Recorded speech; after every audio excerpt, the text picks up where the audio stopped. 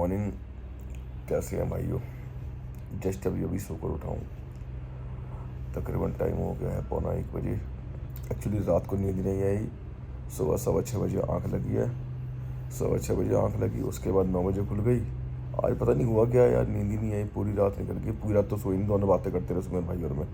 उनका थोड़ा काम था तो 2 ढाई 3 बजे तक तो उन्होंने काम करा, फिर नमाज़ पढ़ी, फिर लेटे, फिर फजर का टाइम हो गया, फिर नमाज़ पढ़ी। उसके बाद थोड़ी थोड़ी देर फ़ोन में लगे रहे। नींद ही नहीं आई सारी रात। 6:15 बज गए लेट सोते सोते। 6:15 बजे आँख लगी है। उसके बाद 9 साढ़े 9 बजे फिर आँख खुल गई है, कच्ची पक्की नींद थी। उसके बाद फिर आँख लगी है।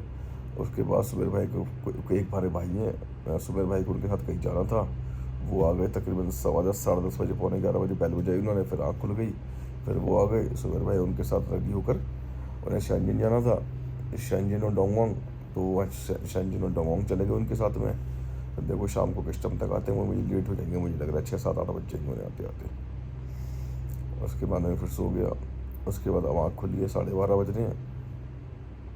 कुछ बेसिक इन्फॉर्मेशन आपको बतानी थी, तो मैंने सोचा कि आपसे बात करने का टाइम ही नहीं मिल रहा। इतने दिन हो गए, मैं सोच रहा हूँ थोड़ी सी बात कर लूँ, थोड़ी सी बेसिक इन्फॉर्मेशन देनी है आपको, पर बातें नहीं हो पा रही। तो मैंने कि आज टाइम है, चलो बात कर लेते हैं। जो लाइट चालू कर लूँ, जरा अंधेरा हो रहा है पूरा।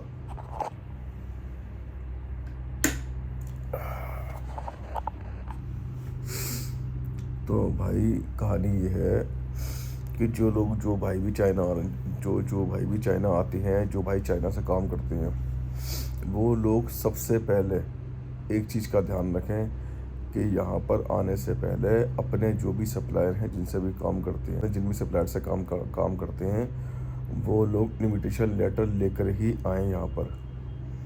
ये भाई एक्सपीरियंस करके आपको बता रहा हूँ, क्योंकि अगर आप इनविटेशन लेटर साथ लेकर नहीं आएंगे, अब कोविड के बाद हालात बहुत चेंज हो गए हैं, अब पहले वाले हालात नहीं हैं।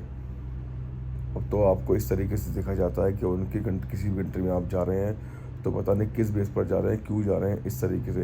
अगर आपके पास इनविटेशन लेटर नहीं है तो इमिग्रेशन क्लियर करना आपके लिए इम्पॉसिबल है। किसी भी कंडीशन में आप इमिग्रेशन क्लियर नहीं कर पाओगे। इमिग्रेशन में भाई 2 2 घंटे 3 3 घंटे लग रहे हैं, और एक एक बंदे के अंदर 15 15 मिनट 20 20 मिनट आधा आधा घंटा खड़ा रखते हैं काउंटर पे। सारे paper single by single paper scan करते हैं, इनविटेशन लेटर चेक करते हैं। इनविटेशन लेटर आपके पास नहीं है, आपको वापस भेज देंगे कि भैया नमस्ते, हमारे यहाँ पे आपकी कोई जगह नहीं है। इनविटेशन लेटर होना बहुत ज़रूरी है। तो जो भाई भी चाइना से काम करते हैं वो इनविटेशन लेटर लेकर ही आएँ, बिना इनविटेशन लेटर लेकर यहाँ मत आना भाई। दूसरा, हमारी फ़्लाइट थी, आपको पता है, हांगकांग से। तो हांगकांग से गुआंगझो वाले के 3 रास्ते हैं, आपको मैंने बताया था। एक चीज़ मुझे पता नहीं थी, जिसकी वजह से मुझे बहुत ज़्यादा प्रॉब्लम फेस करनी पड़ी, मैं आपके साथ शेयर करना चाह रहा हूँ। जो भाई भी हांगकांग से कहते पैसे भी पकड़ कर आते हैं गुआंगझो के लिए, तो सबसे बेस्ट ऑप्शन है, अगर वो कहते पैसे भी कनेक्टिंग लेकर वापस ही सीधा गुआंगझो आ जाए फ़्लाइट थ्रू, कि वो फ़्लाइट के थ्रू, कि वो आपको हांगकांग उतारेगी, हांगकांग से कनेक्टिंग दूसरी फ़्लाइट मिलेगी, वो आपको गुआंगझो उतारेगी, फिनिश, ख़त्म बात, आगे कोई टेंशन नहीं है उसकी। दूसरा दूसरा रास्ता है फेरी का। फेरी का सीन क्या है कि आपको हांगकांग एयरपोर्ट से ही अंदर से ही फेरी मिल जाएगी, पानी का जहाज, जो जिसे बोलते हैं छोटी वाली शिप जो होती है, वो बाई सी आपको गुआंगझो उतार देगी। और यहाँ पे आने के बाद आप आधे घंटे में, पौने घंटे में, 1 घंटे में अपने डेस्टिनेशन में पहुँच जाएंगे। तीसरा सीन क्या है, बाई रोड। तो हम बाई रोड आए हैं, क्योंकि हम फेरी से पहले भी आए ही नहीं थे, और फेरी का जो टाइम बताया था हमें, वो तकरीबन 12 बजे का टाइम था फेरी का। फेरी से 12 बजे का टाइम था। तो और हम तकरीबन 7 बजे हमारी फ्लाइट लैंड कर गई थी हांगकांग में। अब 7 से लेकर 5 घंटे वेट करना हमारी समझ में नहीं आ रहा था, और 8:30 बजे लिमोजिन तैयार थी। लिमोजिन का टिकट काउंटर वहीं मिल जाएगा आपको, हांगकांग एयरपोर्ट के गेट के पास में, अंदर ही, एयरपोर्ट के गेट के अंदर ही मिलेगा आपको, बाहर निकलने की ज़रूरत नहीं है। और एक चीज़ और पता चली, जिसके जो बताना चाह रहा था मैं आपको, कि जो फेरी है ना, वो बेस्ट ऑप्शन है फ़्लाइट के बाद। बाई रोड इतना बेस्ट नहीं है, पर वो बेस्ट ऑप्शन है। और दूसरी चीज़, उसका टिकट जब आप अपने एजेंट से टिकट कराओगे कहते पैसे का, तो उसका टिकट उसमें इंक्लूड होता है, फेरी का टिकट। ये भी ध्यान रखना भाई, फेरी का टिकट उसमें इंक्लूड होता है, ठीक है। तीसरा, आपके पास बाई रोड का ऑप्शन तो है ही। अच्छा भाई, उसके बाद एक चीज़ का और ध्यान रखना भाई, खाने पीने का सिस्टम यहाँ कुछ भी नहीं है। हालात कोविड के बाद पूरे चेंज हो चुके हैं। कुछ भी खाने पीने का जुगाड़ नहीं है। खाली एक वो अभी एक इंडियन रेस्टोरेंट सामने खुला हुआ है मार्केट के, कोई मसाला डोसा या मसाला किंग करके या डोसा किंग करके कोई होटल है, बस सिर्फ एक रेस्टोरेंट खुला हुआ है। वहाँ भी शाम को इतना रश होता है कि पैर रखने की जगह नहीं होती। इसके अलावा हम एवरीडे खाना खाने के लिए अपने होटल से 25 से 30 किलोमीटर 25 किलोमीटर एवरीडे जाते हैं, जिसका किराया हमें यहाँ पे 25 रंबी 30 रंबी जाने का और 25-30 रंबी 35 रंबी आने का किराया देना पड़ता है टैक्सी का। तकरीबन 300 350 400 रुपये आने के और 300 450 रुपये जाने के। मतलब इतना फ़र्क आ रहा है। रोज़ 700 800 रुपये हम खाना खाने जाते हैं तो हमें सिर्फ किराया देना पड़ रहा है, ये अंदाज़ा लगा लो आप। तो भाई इस चीज़ का ध्यान रखना।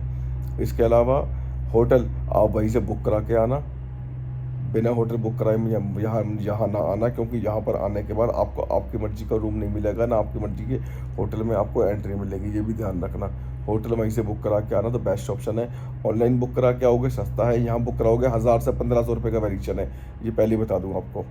तकरीबन 100 RMB 120 RMB का वेरिएशन है, ये आपको पहले बता रहा हूँ। इसलिए होटल वहीं से बुक करा के आना, क्योंकि 100 से 120 RMB आपके सेव हो जाएंगे।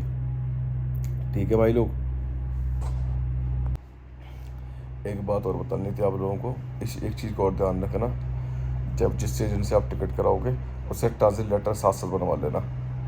ट्रांजिट लेटर साथ साथ बनवा लेना। पहले ट्रांजिट लेटर की ज़रूरत नहीं होती थी, अब ट्रांजिट लेटर की ज़रूरत होती है। जो एजेंट आपको टिकट बना कर देगा ना, वो उससे बोल देना भैया ट्रांजिट लेटर और बना दे।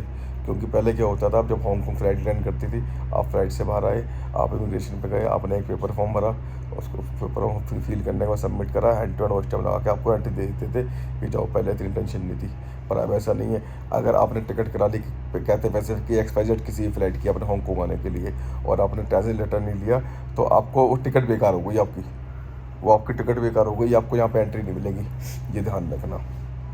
क्योंकि इनकी मर्जी है, ये आपको एंट्री देंगे, ट्रांजिट लेटर सबमिट, ये क्या नाम है, आपको एंट्री उसमें ट्रांजिट लेटर आपका बंद कर आएगा, ये परमिशन देंगे हाँ जी हमारे यहाँ पे बंदा आ जाए, तब वो फॉर्म वो टिकट आपका काम का है, वरना वो टिकट आपके काम का नहीं है, ये ध्यान रखना। वो टिकट के पैसे आपके वेस्ट हो जाएंगे अगर इन्होंने आपको परमिशन नहीं दी। तो इस चीज़ का ध्यान रखना, जिस एजेंट से भी टिकट कराओगे उस एजेंट से पहले ही बोल देना भैया ट्रांजिट लेटर साथ साथ बना दे इसके, तो वो बनाकर आपको हैंड टू हैंड दे देगा। ठीक है भाई, इस चीज़ को और ध्यान रखना। तो भाई ट्रांजिट लेटर तो आपने ले लिया, ठीक है, टिकट करवा लिया, ट्रांजिट लेटर ले लिया।